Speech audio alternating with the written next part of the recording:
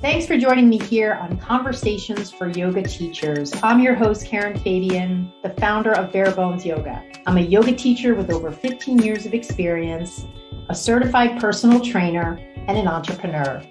My mission is to help yoga teachers transform their teaching by mastering the fundamentals of anatomy. By learning anatomy in my easy step-by-step way, you'll be able to confidently share it in your cues, easily create sequences, and you'll eagerly answer student questions. And all along the way, you'll increase your impact and earning potential. On the podcast here, you will hear anatomy lessons, stories from teachers, interviews with others in the field, and a dose of personal development. Once you listen to today's episode, go ahead and visit barebonesyoga.com, my website, for free resource guides for teachers. Download any and all that are there, including one of my most popular tools, my sequence building template. And if you'd like, send me a one-line email with the answer to this question. What's your biggest frustration right now as a yoga teacher? And I'm happy to do some brainstorming with you in a free coaching session. My email address is karen@barebonesyoga.com.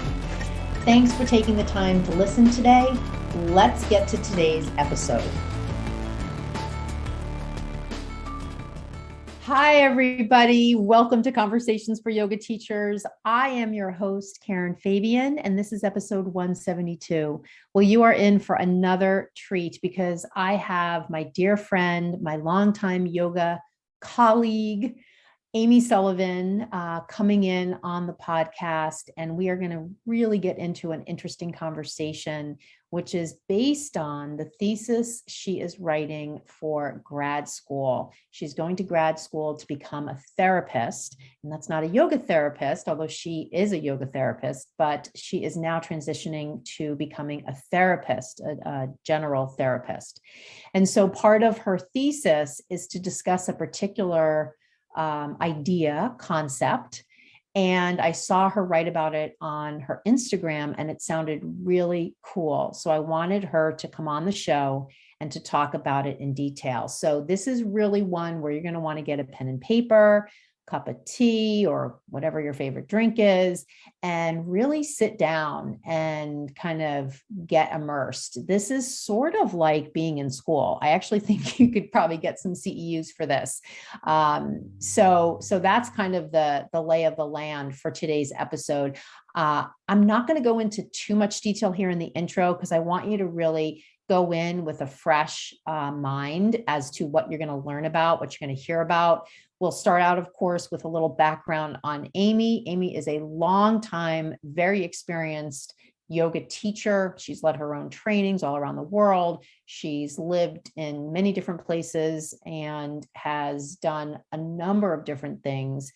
And her the front end of this conversation is a little bit about her journey. So you'll have a chance to meet her. You may recognize her if you go to her website, amysullivanyoga.com, because she was on the cover of Yoga Journal back about 7 or 8 years ago. And she is just a longtime, very experienced wealth of knowledge teacher. So I'm going to pretty much put a bow on it for the intro, and we're going to dive into that episode without any further delay. So here we go. This is my conversation with Amy Sullivan. Hi, Amy. Hello. How are you? I'm good. I'm sorry. I thought Puppy was going to be able to hang, but she had to go back into her crate, so I had to chase her down. Oh gosh, yes, I've seen your adorable dog on your Instagram. That is great. You have a new dog too? Yeah. I got Coco. We got Coco in March of last year, March 7th. So he's a rescue dog from Arkansas.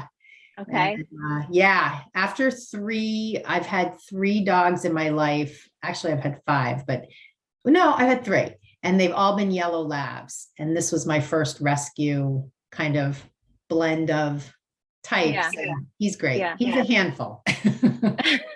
I bet. Definitely a handful. Yeah, we're really leaning into a lot of training with him. I mean, at least I am. With Yeah, Ben, it's kind of like Ben is the fun guy, and I'm like the training person. totally. I know. I'm trying to do the same thing in my family. Is Yeah. Coco a puppy or is she old? He's He older? is, he turned a year around, they're guessing, in October. So he's like a year and Okay. almost 6 months. That's Yeah, still like a puppy. So yeah, sure. they really need to be trained at that age, Yeah, because then it makes your life easier in the later exactly. years if you like kind of get it all out of the way. I think I'm the Exactly. dog whisperer. So like when I had Gracie, she was a rescue from Katrina and Okay. she was racist. She hated Black people. Oh, She hated children. She hated people. She hated other dogs. Like she was abused. She was just like so scared yeah. of everything. It was really hard. Yeah. So I took her to a trainer and the trainer was like, you she's so smart that you just have to keep her like really, really engaged and interested. So I taught her like 40 commands. Like she got older, she was just like, yeah, I'm not doing that. Like the Yeah. side act, like, nope, not, like she's Oh, really wow. sassy. Oh my So gosh. I love it. I love it. yeah. Well, I'm so glad that we have a chance to connect here. I just was so happy when I mean, I'm always happy when I see your posts and see what you're up to and see your deep thoughts and your fun thoughts and your dancing videos and stuff. So for the listeners out there, if you don't follow Amy Sullivan on Instagram, she is a great follow. Definitely follow her. And just, is it Amy Sullivan at Amy Sullivan on Instagram? On Instagram, it's Amy Sullivan Therapy. Okay, got it. Mm-hmm. So, and when I saw your post, I don't remember exactly what you said, but you were talking about what we're going to talk about today. Mm-hmm. I thought, oh, that would make such a good topic for Mm-hmm. conversation. And I was so glad when Yeah. you were like, sure, I'll come on and talk about it. Yeah. So, so again, the listeners have probably not seen that post potentially. So we'll do a little kind of framing of the conversation. And I'll let you know, thank you, first of all, for forwarding to me your document. I forget what you called it. Not a thesis. It was It's a thesis. Yeah. a thesis. Okay. Yeah. So, so when you sent that to me, I spent some time going through it, and I'm really going to need an education from you in this conversation about a lot of the stuff in there. Yeah. And with that, I think that is what will be so instructive for people, because the sense I got when I took a look at it is I did pull away some major themes, and I want to share with you what I took away as like a consumer of the information. Okay. And then have you really kind of go into what it's about, like whether or not my understanding was on point or not. So having said that, let's just kind of put that a little bit to the side for now. And I would love for you to just share a little bit with people listening. I mean, I've known you for a long, long time. I know. You're my first yoga teacher in Boston. Oh my God. I don't think maybe we've talked about this before. We have, yeah, long time ago. Yeah. I actually remembered when we were setting this up, I remember sitting with you in Whole Foods in Charlestown. Do you remember that? I do. That was probably like, oh God, 8 or 9 years ago, maybe. It was a long time ago. Yeah, that was after the Yoga Journal cover. So that was like 2014, I think. Oh, okay. So not that long. 15, 16, 17, 18, 19, 20. Yeah, 8 years ago. Okay. 30, so yeah. And we look the same. So I'm feeling pretty good about that. I know, we age so well, don't we? It's all the yoga. So having said that, we've known each other for a long time, and I want people listening, maybe they saw you on the cover of Yoga Journal and were like, oh, I'd like to know more about that person, so just tell us a little bit about, I know you have a long yoga journey, so you can kind of pick and choose a little bit about what you want to share, just to kind of, give people a sense that are listening, like, what you're doing now, what your path has been, because this going into university is a little bit different than what your path has been before. So I leave it up to you to share maybe what you want to share to give people a sense of who you are before we get into the details. Sure, love to. I started my yoga journey in LA. I was training for the LA Marathon that I never ran because I had a knee injury from being a basketball player and a hip hop dancer at Brandeis. And at that point, I think I had probably like 6 or 7 like knee surgeries, but it was on my bucket list. And my roommate at the time was training for the marathon. So I was at the gym because it was raining when it used to rain in LA. And so I went to the gym and I was like super frustrated. My knee hurt. I'm walking down the stairs and I see all these people in line with yoga mats. And so this is like, you know, early 90s, mid 90s. So Madonna was really popular then. So I'm like, Madonna looks good. She does yoga. So I can thank Madonna for getting me in line at yoga. And then I loved it and I took some classes and then I came home to Boston. You were my first class at the BAC in Southie, which I later took over as my first teaching gig at the BAC. And then my schedule changed or your schedule changed and you were like, well, why don't you come to the studio? And I was like, what's the studio? And you're like, Baptiste in the South End.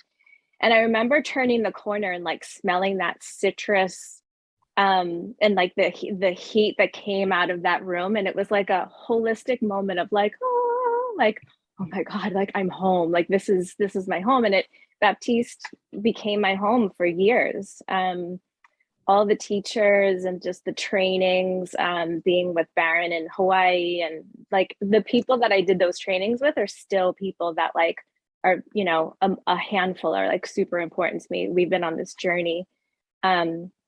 Especially Jane Cargill, who today is her birthday. And we've actually done like so many trainings together, which is hilarious.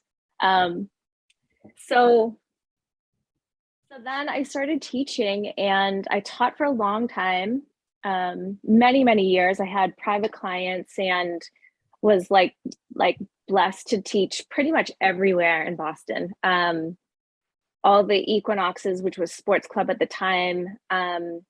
I mean, I literally have taught at every North End Yoga for a little while, Back Bay for a little while, and then kind of Down Under became my home. And like they only had one studio at the time, and I was just rocking like Down Under Yoga. Newton had clients, and then I got this opportunity to go to Northern California and start a yoga retreat center on a farm. And so me, the city girl from you know, city ocean girl, I go to a farm. I felt like Paris Hilton in The Simple Life. I was like completely like lost, and it was quite the experience. And then that brought me to LA because for a yoga therapy program at LMU, and you're supposed to do the program in like 2 to 3 years. And I was like, I don't know if I can do LA for 2 to 3 years, but I can do 1. So let me just dig in. So I did the whole program in 1 year. And I started teaching at the Yoga Works there. And the LA yoga scene is so different. And for those that like, you know, that are teachers out there, it's really hard when you have your niche and you're following, like, especially when you teach for a long time in the same place. It's like people come find you from all those studios that I taught at. Like they found their way into Down Under. They always knew that I was there. And so I kept starting new places over. Like when I went to Northern California, I started a teacher training up there. So in Healdsburg, it's called the Yoga On Center.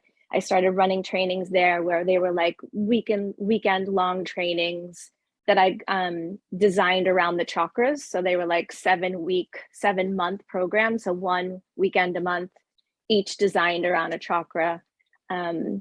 We grew an Ayurvedic garden, like everything had to do with the element and the chakra. It was really like a complete immersion. It was really awesome. And then I went to LA to do the yoga therapy program and I ended up just staying.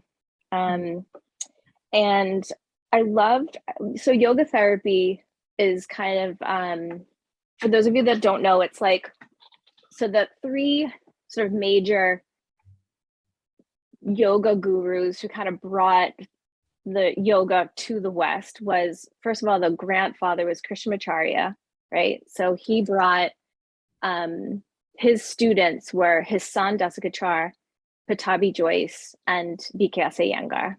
So he developed these personal practices for his students, and those personal practices became what we know as like the tradition, right? So Patabi Joyce was like super virile and strong and athletic, and he created sort of this Ashtanga series based on the practice that Krishnamacharya gave him. Iyengar had polio, so his had, you know, a lot more restorative poses, a lot more props, a lot more like stability and attention to detail, which Iyengar created in his.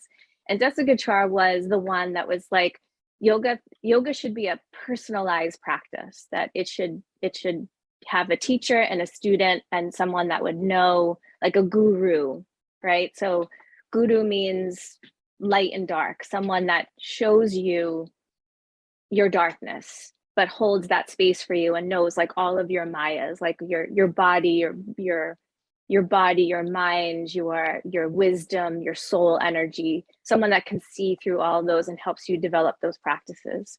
So a lot of my teachers that I studied with were Desikachar students, like Larry Payne and Amy Wheeler and Eden Goldman and Lori Fazio. So it was cool to kind of get that straight from the lineage, where before it was kind of like watered down in a lot of ways in flow yoga. So I really enjoyed that aspect of yoga therapy. I think that's kind of what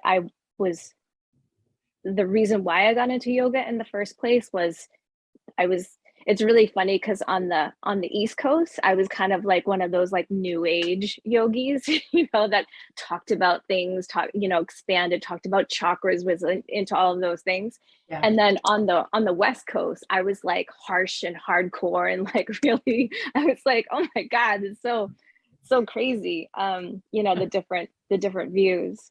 Mm-hmm.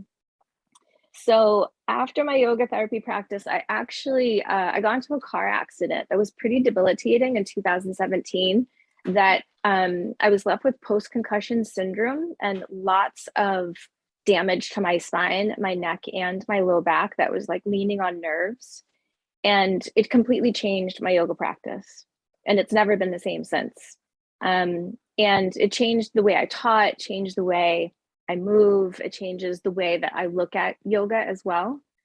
And so I became less and less interested I was already becoming less and less interested in the asana, but now even more so, of really the healing aspects of it. And so around 2019, I was sort of teaching, I got the opportunity, well, just in between. So 2017 was the car accident. And then from 2017 to 2019, I was really blessed with like just all of these opportunities that just kind of lined up. That it was like, okay, I'm going here and I'm going here. And I literally just put my stuff in storage and I traveled for almost 2 years. And I went to China a couple of times to do teacher trainings out there with Yoga Journal. I did a ton of retreats. I finished my teacher trainings. I did other people's teacher trainings. Like it was just like a super phenomenal, just pleasant surprise, like didn't plan on it. And then when 2019 rolled around, I was a little lost. And I remembered hiking with a friend in LA, and she said, and I'm telling you this story because it's so funny and ironic. So she says, you might benefit from going to therapy. And I said, I've always had a spiritual guide. I've always had yoga therapy mentors. Like I have never really done well with therapy. Like I don't like it. And I just haven't found someone. I've tried a couple times throughout my lifetime, but like never really found a good therapist. She's like, you gotta go to my lady. She's awesome. So it's kind of like stereotypical. And I told her this too. So she thinks I can say this, and she thinks it's funny. because I walk in and it's like a typical like Beverly Hills, like what you imagine a therapist. She's had a lot of work done. She's like 6 foot something. She has horses, or, you know, she's wearing like riding boots, like she's drop dead gorgeous. And I'm like, this is hilarious. So, and she was instrumental because she was awesome. And she was just like very practical. And she would take her whiteboard out and would do something. And I'd be like, oh yeah, we do that in yoga therapy. And she's like, it's like talking to a colleague. Like, why don't you do this? And I was like, no, I'm going to be 50. I'm not going back to grad school. It's been over 20 something years since undergrad. Like, there's no way. All those school loans, like all the things, all the excuses. And she was like, you're still going to be 50 in a couple of years. You're still so I really, she was super instrumental in like one of those. And I only saw her like literally like less than a handful of times.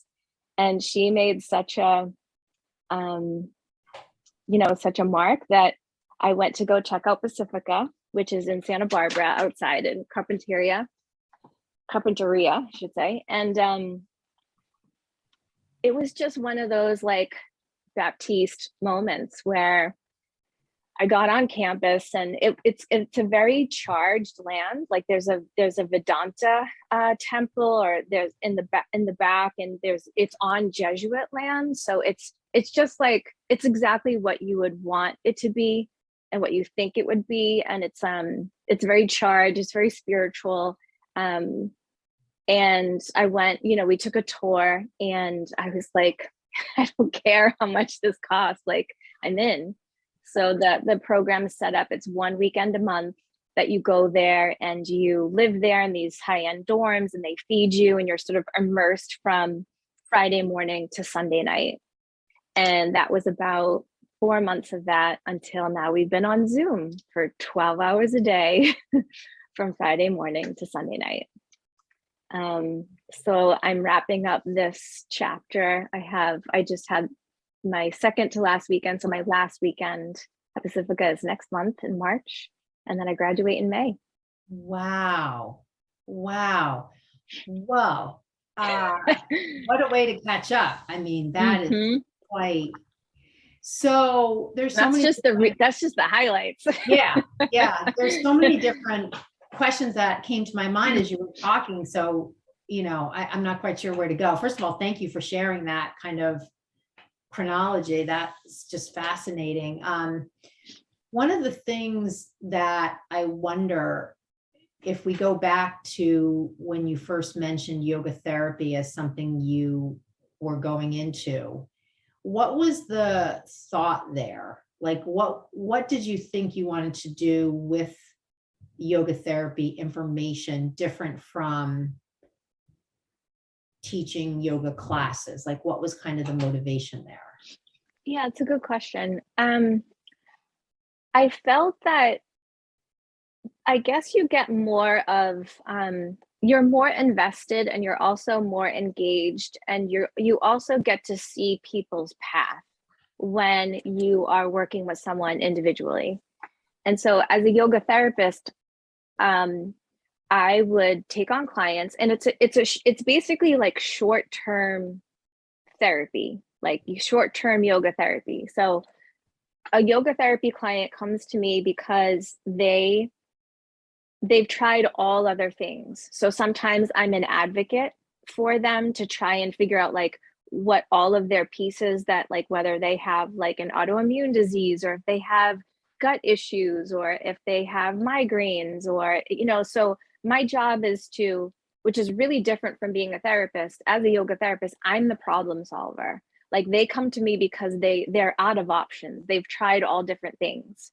Some students come to me because they want a meditation practice, or they want a daily practice, and they want me to help arrange one and create one for them. And that daily practice that's basically shifting the energy that you're currently in. And you do that practice every day for 15 minutes a day, so that you're shifting your own energy to get to a place where you feel differently. And so I love the yoga therapy because I empower people I teach them, I try to teach them like why we're doing this and why things are important, and why an everyday daily practice is much better than like a twice weekly group practice, and what it means in terms of your motivation, and in terms of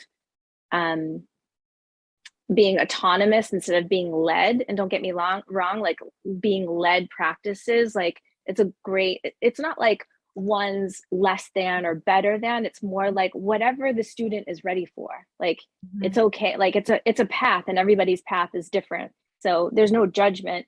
It's just whatever place in the process the student is at. And so the private practice is for you to recognize your energetic imprint that you're in, and then you apply the practice and it shifts your energy. And that can help with anxiety, that can help with depression, that can help with the manifestations, the physical manifestations that happen in the body. Those are harder because you're going to have to, you need other help. You need doctors, you need a body worker, you need a nutritionist or a naturopath, like because it's manifested in the body, then you're going to need someone else to help you and to collaborate with, to help bring those symptoms back to, like Ayurveda says, like sort of back to the root of things. So would you say that, I mean, some of the examples that you shared are physical manifestations, either on their own or with clinical conditions connected to them, or maybe psychological or psychosocial, or, the origin, like you say, could be different.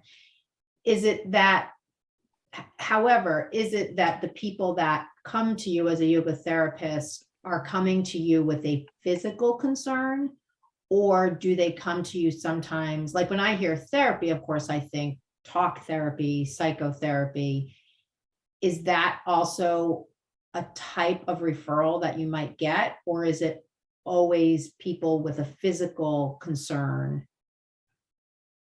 and you work with those folks? It's all different. So Okay. my yoga therapy practice is different than my current therapy practice. So the therapy practice is very different. In fact, when I went to Pacifica, it was like everything that I had skills in, I had to like kind of put away, because therapy is different. Therapy is the client is the problem solver. I'm not. Like I'm holding space, and it's very different skills, active listening skills. So, but the yoga therapy client could be literally anyone. Could be someone, like I said, that's either anxious or depressed with no physical symptoms. They could have spinal issues. I mean, I've had someone come to me that's had a broken heart, how to get over somebody. So it really just depends. Like I said, it's like usually people come to yoga therapy because all other things have failed. It's like, I'm desperate, I need help. Yeah. So tell me, because I thought, and I don't want to get, I mean, we can go wherever this goes. I don't necessarily want to get kind of wrapped up in the languaging, although I'm curious, because I never actually talked to someone with your expertise before. Oddly, I just, for whatever reason, have not. I thought at one point, Yoga Alliance had changed the registration or the use of the word therapy, yoga therapy or something. And then I also have a memory of there was a separate group of people who called themselves yoga therapists. Can you just talk a little bit about like that designation and maybe just how it differs from yoga teachers? Right. So Yoga Alliance, and I'll keep my opinions about Yoga Alliance. Yeah, that's why I don't want to necessarily make it about them. I'm just trying to understand a little more about like what a yoga therapist does. And you've shared a lot already that's really helpful. That's just kind of in the back of my mind. And I thought it had something to do with what you can and can't do, which again, if that lives under the auspices of some created set of rules, I don't want to necessarily get into that. I'm just trying to get a better sense of, you have yoga teachers, you have yoga therapists, and then you have therapists. Yes. And I understand now you're saying you're training to be a therapist in the role of being like a sounding board, holding space for a client where they're the problem solver. You describe being a yoga therapist as more of an active problem solver, where someone's coming to you saying, I'm sort of out of options, I need some help. And in that role, it sounds like you're not just a sounding board, you're actually giving directives. Or exactly. is yoga part of that sometimes, like movement part of that sometimes? Yep, of course. Yeah. Okay. It's all, So yeah. Anything that you can we can kind of button this up with anything that you want to, again, I don't really want to get into the Yoga Alliance part, but it's just part of what's ringing in my ears. The Yoga Alliance part was because the word therapy and therapeutic, that there was no certification around that aspect of it. So Yoga Alliance was saying that you can no longer call it therapeutic yoga because of that word. That word holds a lot of, people are licensed therapists. So that word, that context. So Yoga Alliance took that and said, you no longer can use this unless you're a certified yoga therapist. Like it's the actual yoga therapy to help delineate those lines. And so there's the IYTA, which is the International Yoga Therapy Association. And actually one of my teachers, Amy Wheeler, is the president of that. And that's basically like the Yoga Alliance for yoga therapists. And they have their own conferences. And so they, so that's yoga therapy. It's very specific and separate from being a yoga teacher and being a therapist. And if you're a therapist, you have to be not just certified, you have to have a license. Right. I actually sort of remember, because back in the day, I was a licensed social worker, and I actually saw clients as a social worker, and I had to sit for a registry exam and that sort of thing. So yeah, there was a point in my life before I started teaching yoga that I thought I wanted to be a social worker, and that was part of my journey. So I can relate to that on that level. So you have this yoga therapy experience. You obviously had this whole runway of yoga teaching experience in these different locations. And I love LA has been on my bucket list for so long, like just from all the stories. So I still have yet to go and experience it, but I just loved how you talked about the differences between East Coast and West Coast as you experienced them as a teacher.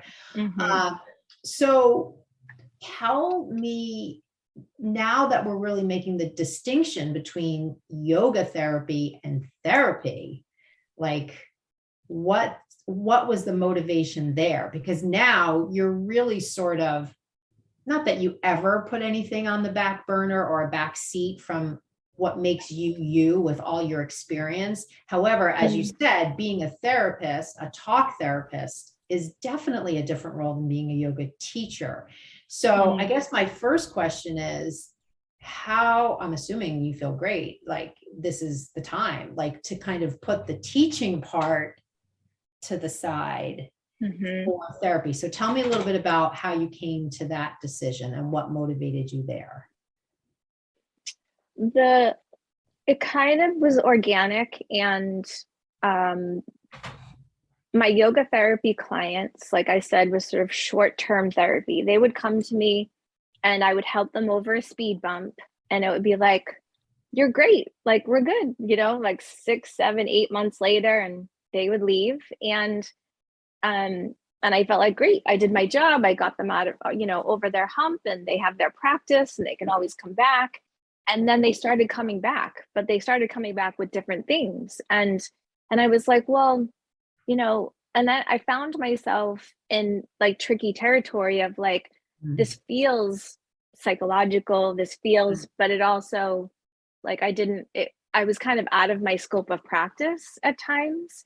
And then when I met the therapist, I was like, oh, this makes perfect sense. Like it's just naturally aligned. Like now I can expand my skills and I can offer them, and when I went to Pacifica, it was when I found out, like, it was the first couple of, I think it was the first or second quarter of Pacifica, it was like, you are not the problem solver. And I was like, wait, what? Like, what am I doing here? Like, what do you do then?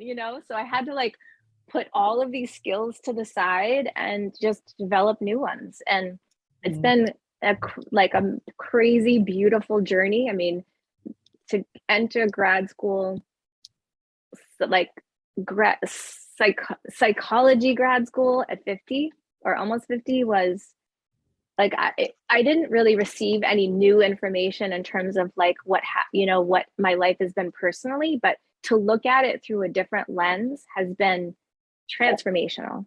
Like, just did not know what I was getting myself into, because you're taking these psychological concepts and you're taking your family and you're taking you and you're trying to apply you to these concepts. So it expanded so much in it. Now I have a language, and now I have a completely different system to look at myself and to look at my childhood and my family. And it was eye-opening and so healing. And I, there's always that tricky line of sort of what that term is, like spiritual bypassing. Like, could I have gotten to those things early in my life if I didn't have my yoga practice, if I were forced to do something else? But I like to think of it as like it was on my path. Like, I was meant to do my yoga practice. I was meant to go this because everything along the way led me to where I am. Right. Right. And I think too, as you're describing this, I seem to recall at some point a saying something along the lines of like, and maybe this comes from way back in the days of Freud, but to be a good therapist, you have to be in therapy yourself. So kind of that self-examination that happens. So there's absolutely the learning you can apply.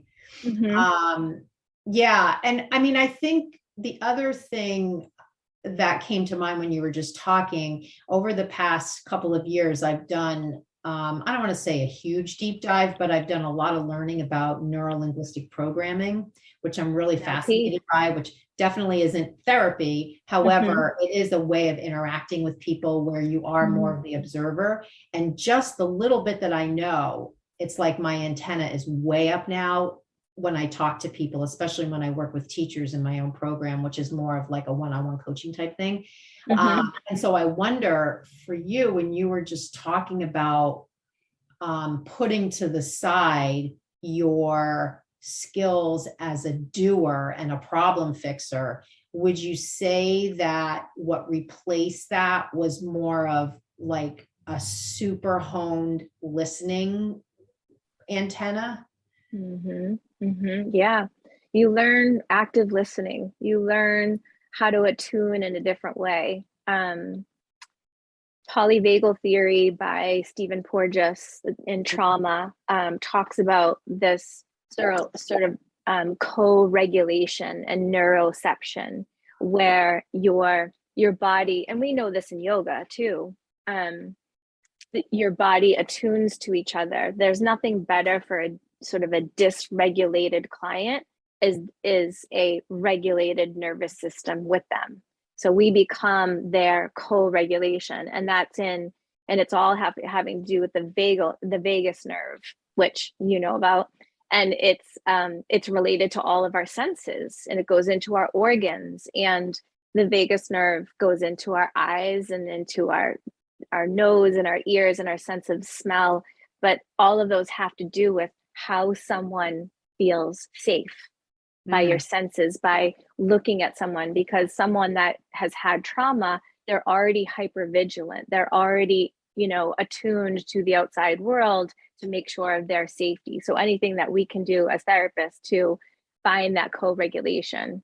So I'm really interested in trauma theory, and that was the interlay in my thesis is combining depth psychology, which is analytical psychology that was developed by Carl Jung, and trauma theory, and combining those to help a woman, because thesis it's a very formulaic structure, so you really have to gear it to a specific population. So my thesis was about women on their journey towards individuation, which means on their journey towards wholeness. So Carl Jung developed this concept of individuation, that you are in the first 40 30 to 40 years of your life, you develop a strong ego. And then in your later years, you start to develop the desire to kind of pull all the things that you don't know about yourself, your shadow, and you pull those things in to start to see. And that's what therapy really is helping to reveal what's unconscious to consciousness into awareness. And so you start to develop these things of like I said, for grad school for me was like pulling up all these weeds of things that I didn't know that I knew in my own consciousness, but now I'm looking at them through a different lens. Mm-hmm. So you take these things that you're learning and you process them, you resolve them in order to move towards individuation. And individuation is a sense of like wholeness with your soul. Mm-hmm. And there's three, according to Jung, it's integrating your shadow, which is your unconscious that you don't know about yourself, your anima and animus, which is mostly in my thesis. And anima and animus, and I'll get to that in a second. But then the third aspect is like your whole self, like big S self. And so those are the three ways that you integrate into wholeness. And anima and animus is very interesting because back then it was all geared around gender. So you are a male. It was very specifically written in the 30s or in the 20s. It's written as a male, you integrate anima, and as a female, you integrate animus. And it correlates with the opposite gender. So anima means soul, animus means spirit. And so for a male, which is kind of funny, even in the definition. So as a male, anima is your muse, your creativity, your connection to the world. It's like your sense of wholeness. Animus to a woman is your inner bitch. She's judgmental and critical and perfectionistic. Like even in the definition, right? Like who doesn't want an anima? Right. Like, so a lot of post-Jungian feminists have a lot to say about that definition. So my experience in grad school was like, it was being presented in school, the first session we were actually in person, that in order to integrate animus, a woman had to have a positive relationship with a man to change her representation of a man in order to help heal, and vice versa for a man and a woman. And I was like, but that's not fair. Like you have people now that we have same-sex couples and we have people that are non-binary. So where does that fit in? And the professor was like, I don't know. And I was like, what? Like, how am I at like this like progressive psychology school? Like, how do we not know this? And so that's usually what happens with thesis. And then that was the seed that was planted to help uncover that in my thesis. Okay. All right. So let me just try to break it down a little bit in terms of what you just shared, because it was a great segue into what I wanted to really dive into today, which is the subject of your thesis. So for those out there who aren't familiar with, and I admit I don't remember a lot of my initial psychology where we talked about Freud and Jung, this idea that there's this process of what we're calling individuation, which I guess I could say in simple terms, becoming yourself, becoming an individual, right? So it's this combination of things that you really didn't have control over, which were kind of in your upbringing, things that were kind of done to you. And I don't even mean that in a trauma, big T sort of way, just kind of like you're being raised by your parents, you're being influenced by things that, as a child, you can't. So there's that whole process sort of being done to you. And then you're an adult and you have free will and you can exercise free will. But by that point, there's all of what has affected you when you didn't have that free will that shapes now how you see the world. So it sounds like part of what you're talking about when you talk about this becoming an individual or individuation is kind of that calling to the surface all of that, kind of bringing it to the light, all of that shapes who you are, that you're not conscious of. So am I sort of on the right track here? Yeah, you are on the right track. Yeah. All right. So from my reading of your thesis, it sounded like that was the process. And I don't want to say overlaid on top of that, but along with that, it's what you're now describing, which is kind of the development of a man and a woman as it relates to their psychology, or the psychological construct of those two types, which right out of the gate, as you say, is a somewhat outdated paradigm, because it's now connected to these two identity constructs, sexual identity constructs, that now in today's world, we know there's so much more fluidity in those two associations. So it sounds like what you're saying is, in your learning about this, I don't want to say outdated construct, but this construct from back in the day, you raised a question about, hey, how do we handle people who associate differently? And it sounds like they were, the folks at the school were just like, well, we're still kind of working with this theory. You're sort of on your own. And was that then the genesis for your thesis, that you wanted to sort of, okay.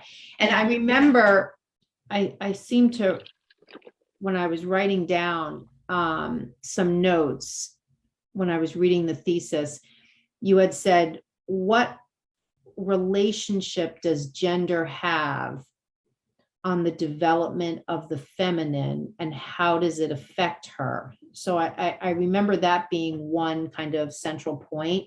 And then I also, and you mentioned this a couple seconds ago, noticed there was this whole theme of trauma throughout the narrative. So can you talk a little bit about how those are connected? Because I think for me, like when I look back at my life, I don't feel like I've gone through trauma, big T trauma. However, I know that there are other experiences that might qualify. And so let's talk a little bit about how trauma fits in with this process of becoming an individual. How do you see that? So many ways to go, right? So my thesis, basically, the title of it is Re-Envisioning Animus and Healing from Patriarchal Trauma on a Woman's Journey Towards Individuation. So the trauma piece comes in because of what you just talked about, that in a patriarchal society that we've been in for like hundreds of years, that there's a devaluation of the feminine, and the feminine gets correlated with female. And that's because, and I prove this in my thesis, is that there's history of the feminine wound, even in psychology. So Freud started off by saying, like, women are inferior because they do not have a penis. So like it's the penis envy starts with this inferiority, and she lives her life like wanting the penis. This is Freud, the infantile theory. So that was, that was disproven of like, no, there's, this is back to like, again, the correlation with your gender parts that make you who you are. This generation that we're in now would have a field day with that. Like that's not how you identify as the parts that you were born with. Right. So the idea came from this, and it's also part of what they call in psychology is your you go through the stages. When you grow, you go through, your first stage is your matriarchal stage. You're attached to the mother. And so for a woman, she gets attached to the mother, and the boy gets attached to the mother. But then you have to move in towards the patriarchal stage. And there's a difference for a woman moving into the patriarchal stage for a boy, or a girl moving into that stage, and a boy moving into that stage, because a boy has to a girl has to disidentify with some aspect of herself. And the boy looks at the feminine, looks at the female, as less than or different than, like in that part of the stage. And so that's where the sort of feminine gets devalued, is like that the boy has to leave that stage of his mother. And so that happens within society. And now the feminine gets devalued everywhere, not just in female, not just in women, even in society. You throw like a girl, like you know, if you cry, you know, women can't cry in the workplace, or all these sort of like basically microaggressions of how we devalue the feminine in society, is that the women get paid less. You know, there's so many aspects of it.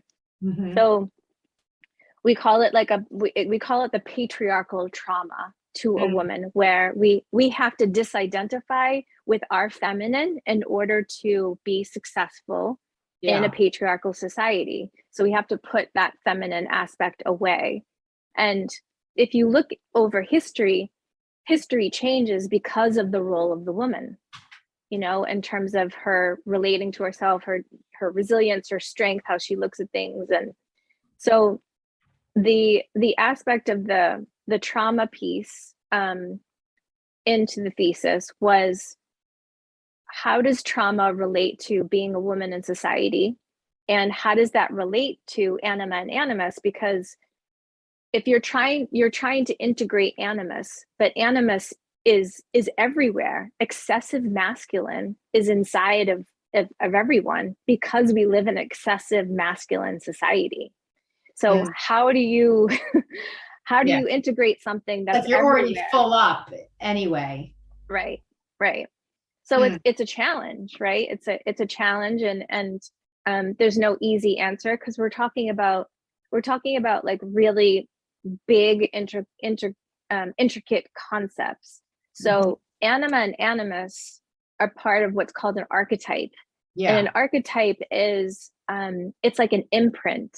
It's an imprint in your soul of how you relate to things. And unfortunately, how your soul may relate to things may have to do with your individual self, but not necessarily the collective self, meaning society and culture. And also Jung would say collective unconscious, where we have DNA and we have lots of societies running through us, which is how we can have these sort of archetypal images that kind of come through us in dreams. And that could take us into a whole other direction. Let me just ask you too, and especially with your background before you went into grad school, when we talk about like feminine energy and masculine energy, and at times I've heard people talk about sometimes those things are not defined necessarily as being attached to the sex, masculine and feminine. It's more kind of energetic. Is that similar to these archetypes?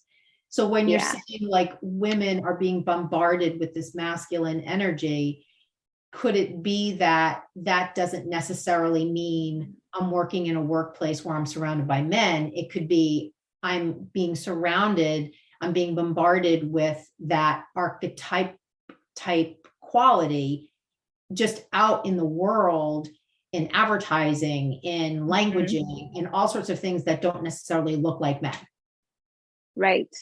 And that's basically the whole like big long journey of my thesis, is to delineate masculine from male, and delineate the archetypal idea of what animus is to masculine and to male. And the same thing with anima, like you have to separate it from the gender, because what you're saying is, and I'm glad you're bringing this up, because masculine and feminine have a lot to do with anima and animus. And if we have to degenderify them, we have to degenderize them. I just made up words. I don't really know if those are words, but because masculine energy is, and this is what I come to at the end of my thesis, is that masculine doesn't have to relate to male. So why are we putting anima with male and animus with female, if we can, I propose, and other post-Jungian theories propose, that we can have both within us.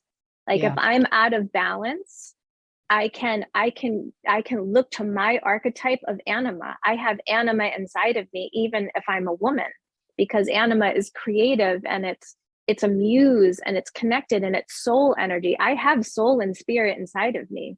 So why wouldn't I have, those are the definitions of anima and animus. So why wouldn't I have soul and spirit inside of me? So if I go out of balance, looking at it in terms of archetypal instead of, and I get why, because look, Jung was the first one to kind of go into the soup of the soul. Like we didn't know what was in the soul. We didn't know. So he looked at them and gave them names and labels and tried to define them to help us to understand them. So I don't take it away from him. I mean, these were in the 20s and 30s. That's all we knew. Well, that's not true, because in Greek time there was, and a lot of other cultures, there are hermaphrodites. There are revered non-binary. But I think in our patriarchal sort of colonized society, we have these, binary structures to keep them, to keep in place in terms of how that its own energy tries to keep these things in place. So I get why Jung came up with these, and now it's just time to expand them so that it's inclusive to everybody. And that and Jung would say that himself. Jung would say, like, this is what I've developed because it was in relationship to his own anima, how he came up with this. So he was like, well, if I have an anima, then a woman has to have an animus. But he just kind of did it opposite, instead of kind of honoring the energy as it is.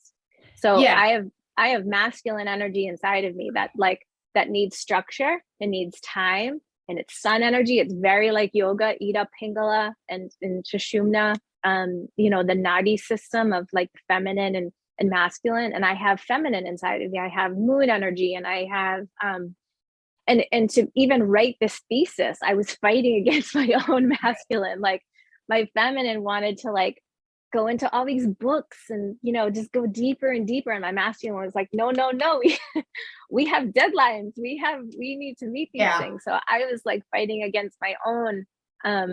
So to help delineate those from the gender is the reason why the feminine gets devalued in society. So if we separate them and make it just feminine quality, it's not related to female, it's feminine quality. I mean, we can call it something else. Right. Yeah. I mean, I think given when Jung lived, the construct of sexuality is tied to the theories and the propositions that he wrote about and holds out that, last to this day and are referred to.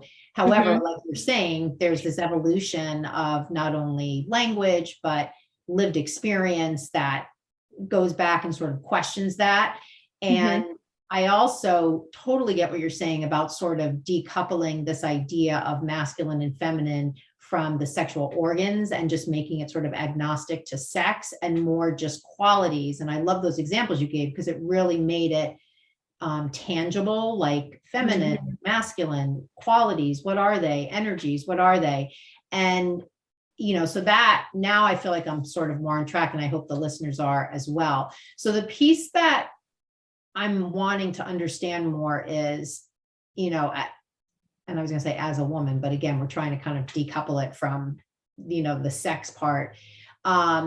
Where is there, I mean, you're describing a world where masculine qualities / energy are sort of more predominant than feminine. And I just want to sort of, when you were referring to like Greek society and other parts of the world versus the United States, it sort of reminds me of, I was listening to a podcast recently about two neuropsychologists, and they went into like Afghanistan, I believe, and they were trying to make some changes in how healthcare was provided, and they went specifically to the matriarchs in the communities because they knew if they were adopting certain things, the men would follow along. And they were describing it from that perspective of, and even I think in some African cultures, it's like the women are really the ones that rule everything, and the guys are sort of like doing the hard labor work, but it's really the women that are sort of kind of the leaders of the communities. So that, I mean, maybe we can talk a little bit, that sort of flies in the face of a little bit of what we're talking about here. So I guess my first question would be, are these constructs, I mean, they can't certainly be United States based, but like how are they solid, or are they movable? Do they change in different cultures depending on what might be indigenous to that culture? Yeah. I think more patriarchal societies are more westernized because of sort of the white colonization of what happened within that society to try to keep you're right. Sort of that sort of white privileged structure in place. Yes, that makes so sense. I can't really speak about like other cultures. I know that just because of like my minimal understanding I just know that there are other countries in the world that have no problem having a woman as a president. And it does speak to kind of what's the lens through which you see the world. What are I don't want to bring up things like critical race theory and systemic racism, but it's sort of at that level. It's like if regardless of what your personal beliefs are, if there is an infrastructure overlaid on a society, then that's the filter through which things are done. And so it sounds like what you're saying here, and those two examples that I shared, are not within, kind of the four walls of the United States, where we have certain ways that things are set up. So, okay. So now for this last piece, just help me connect, I guess partly the way I want to ask it, and I don't mean this to sound flippant, but am I sort of being traumatized all the time and I don't even realize it?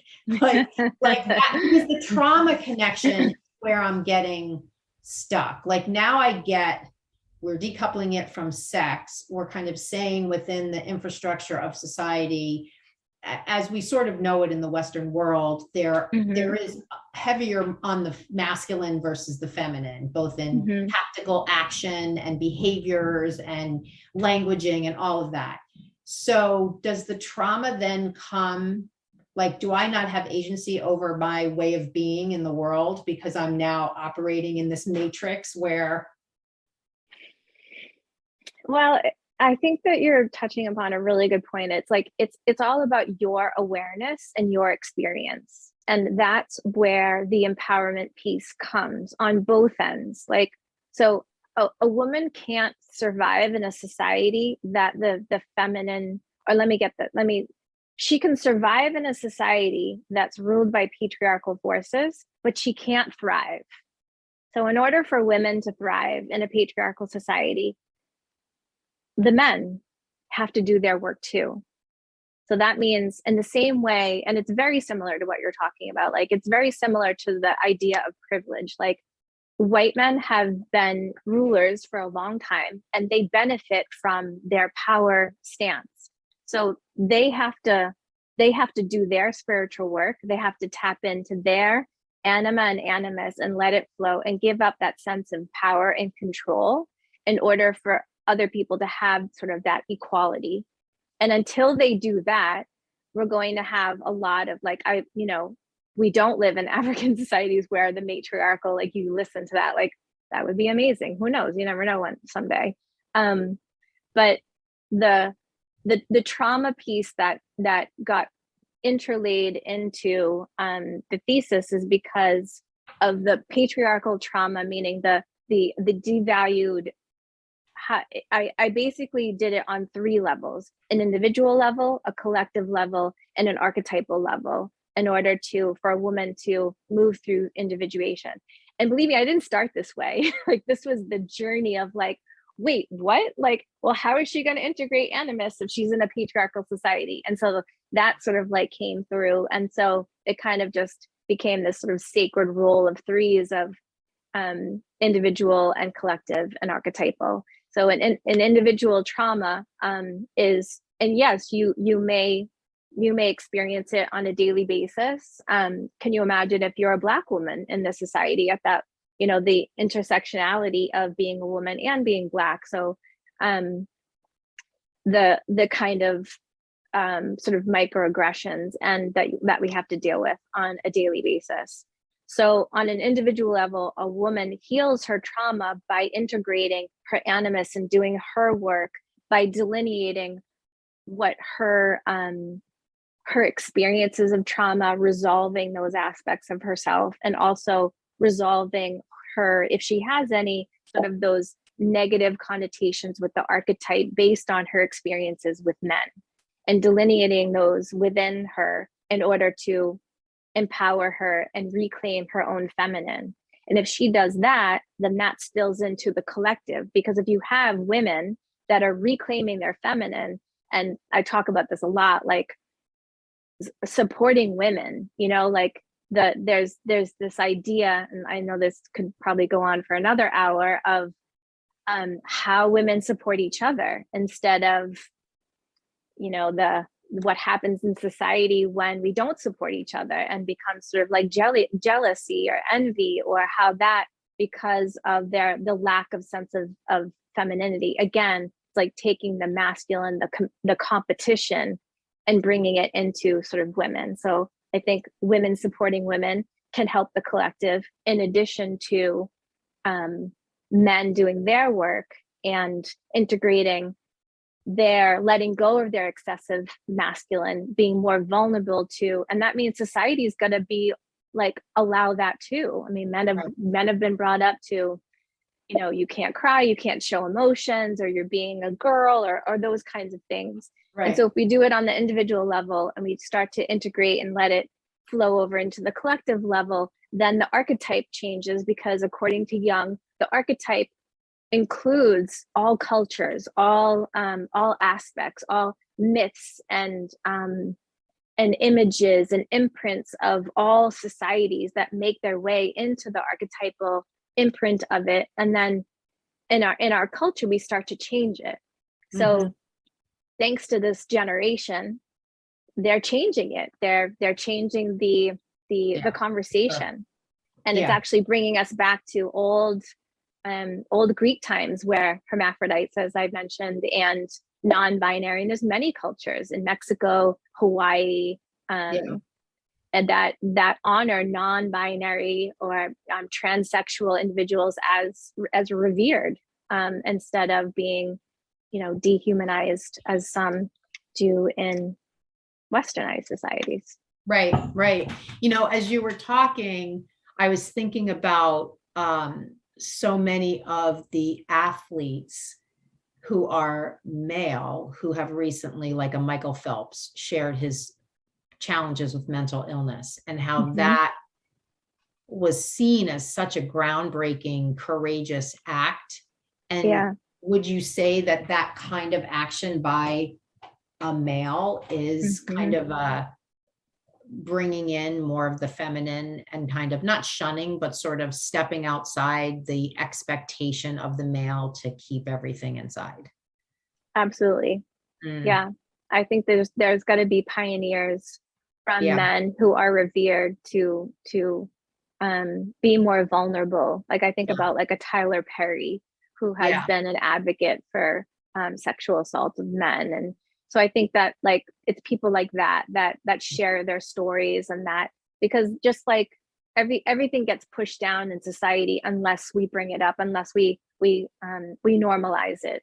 And it's funny. I mean, it's not funny, but having this discussion, I know for me, for the listeners, it's like now we can see things like that almost through this particular lens, as either reinforcing what has been, or sort of bucking the trend to get us moving to a place where there is more acceptance and there is more balance energetically.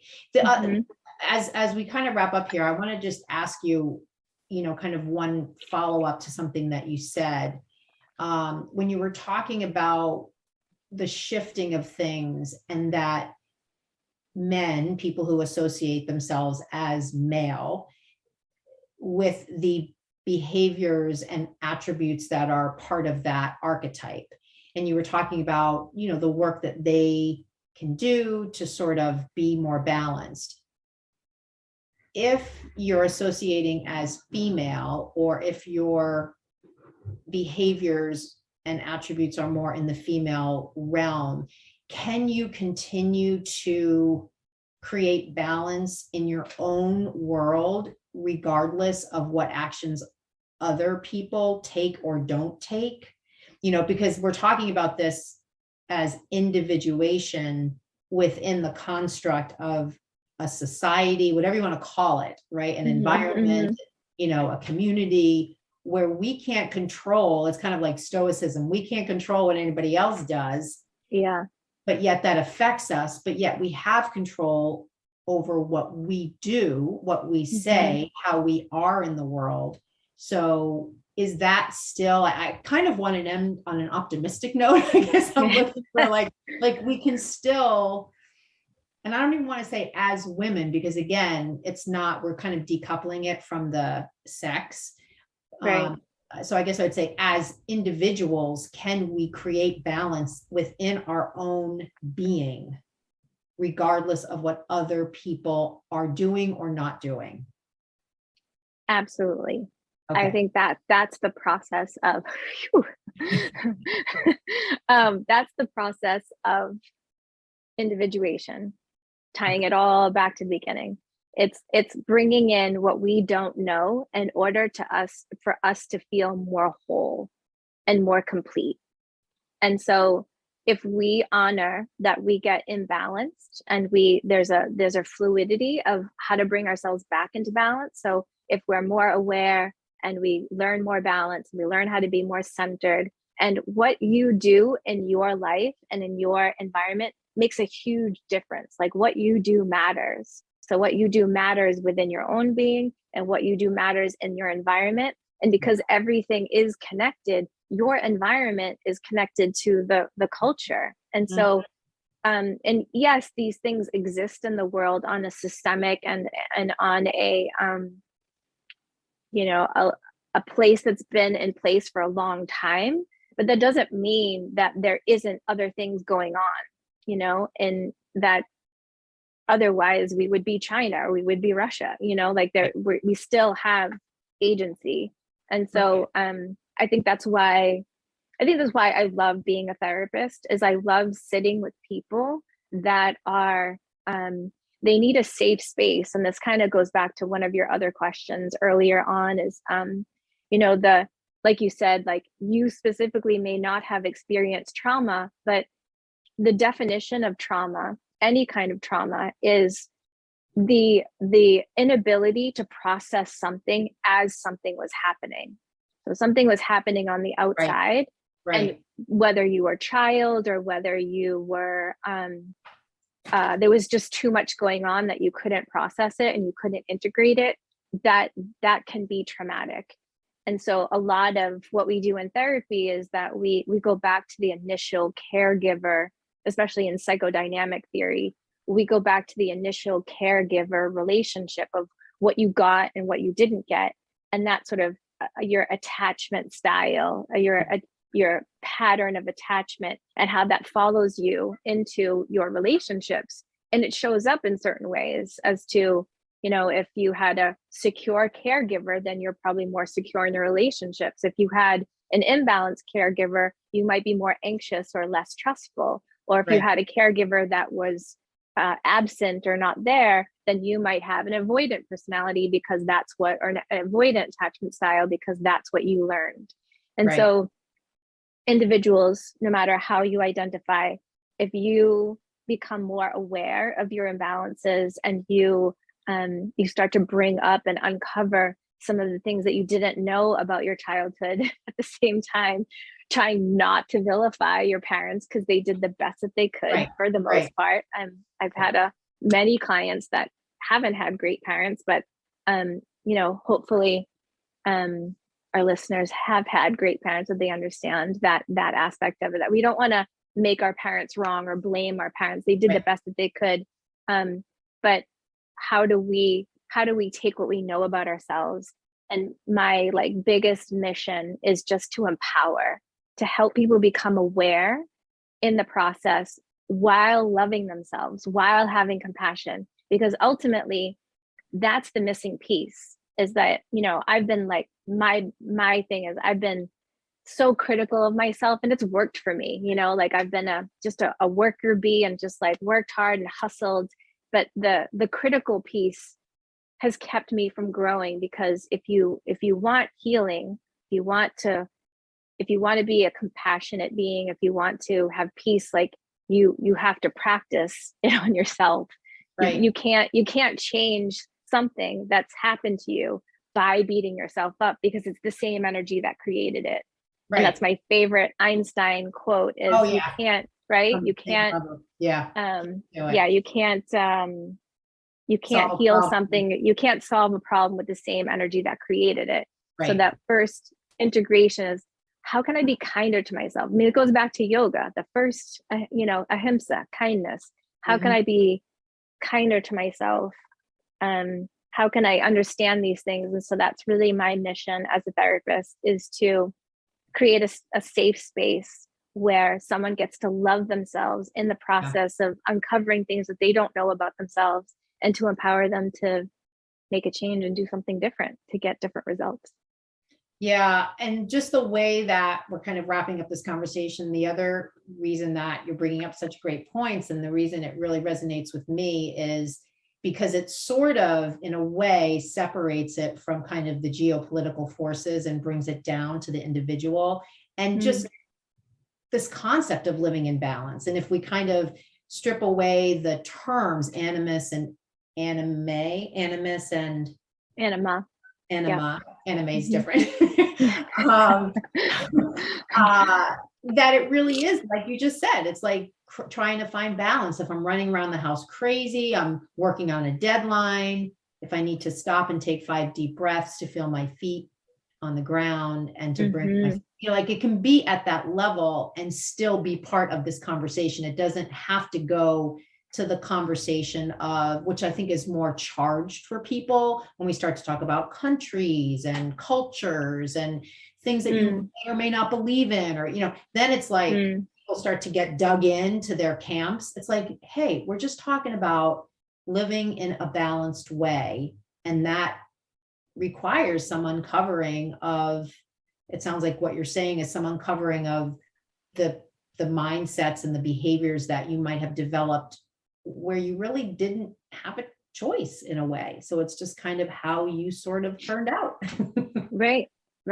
So, and my thesis in this conversation is the lens of, I'm a white woman. So I'm going to give you the lens of what it's like as a white woman in society. And I can't speak for what it's like for a white man. I can't speak as a Black woman, but I think that that's part of the thesis, is that it's my voice, and this is my lens of how I see things and how I've lived the world. And what you're saying is so true, because transformation happens in moments. They don't happen, they happen, in conversations, a little seed is planted, hopefully, in some of your listeners' hearts of how do I become more balanced, or what's my relationship to my masculine and feminine, and how does that show up in my world, and how can I, what is my relationship to my environment and my world, and do I want to make a change? And also the biggest thing I hope they get is oh yeah, beating myself up doesn't work, or being harder on myself doesn't work. What if I tried the opposite? So I hope those are some takeaways that your listeners will get to from today. But transformation happens in moments. That's the empowerment, is in this moment, what do I need? Not what was taken from me, not what, someone else thinks, but what do I need in this moment in order to find more balance? That's great. Well, I don't want to say anything else, because I feel like that's the next place to end it.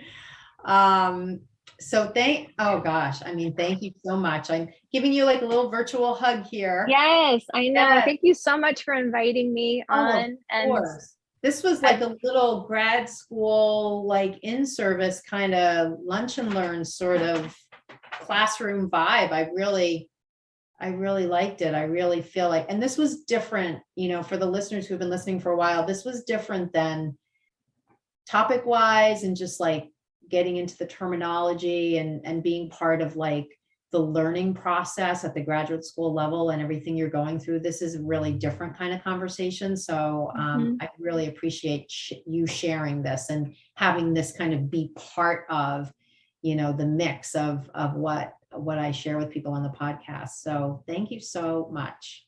Yeah, it's my pleasure. Thank you so much for inviting me on, and any kind of like follow up, if you need questions answered or need more information or links, I'm happy to share. And people invite me back anytime.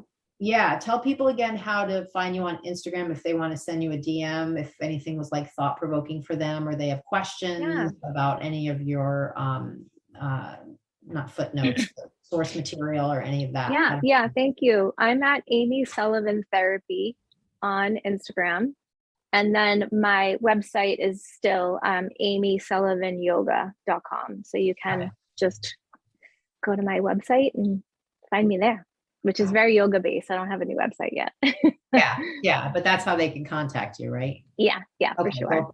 Yeah. All right. Thank you so much, Karen. It's been a course. Pleasure.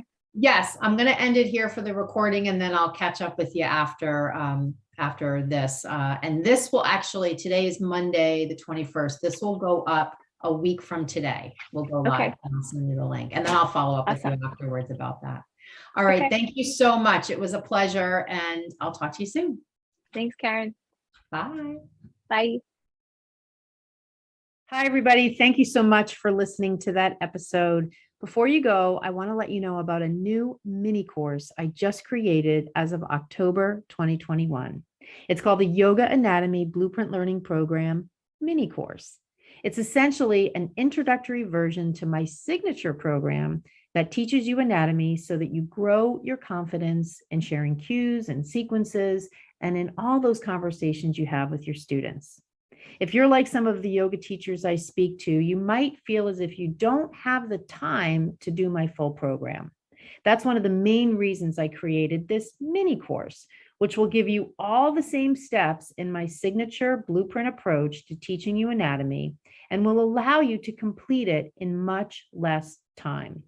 There are 10 modules each of about 10 minutes each, and the entire program walks you through mini lessons from the larger program. You'll leave with specific new skills that you can start to use right away. You may also leave with a keen interest in enrolling in the larger program because your curiosity and confidence have been stoked. For you, the podcast listener, I'm offering $5 off the purchase price of the mini program, which is just priced at $27, so the cost will go down to $22 for you. Once you complete the mini course, you'll see in the next steps section how to get a $50 credit to put towards the larger program should you decide to invest in that in the future. To purchase the mini program, visit my website at barebonesyoga.com, click the link for online courses, and select the mini course link. When you check out, before you enter your credit card, enter the code podcast and you will receive the $5 off. I hope you enjoy the program. I hope it stokes your curiosity and builds your confidence. Namaste.